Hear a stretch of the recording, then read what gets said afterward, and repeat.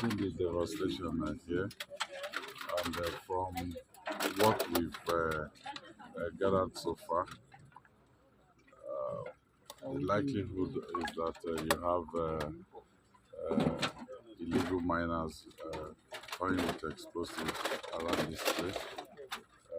We've always said to people that when you see something, say something, and then the authorities should be able to do something.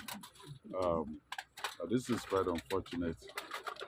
At this stage, is just to uh, rescue anyone that is still under the rubble here, and also the people that have been taken to the hospital to give them care, um, and also some of the people who have their houses destroyed, provide temporary accommodation for them uh, at hotels within the city.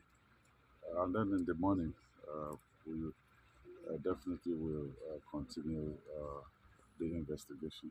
The affected families, I'll say, uh, the government is here. We will support them in the recovery effort. But most importantly, we'll react appropriately to this incident. It's just it's devastating. It's something that it's difficult to wrap one's head around this.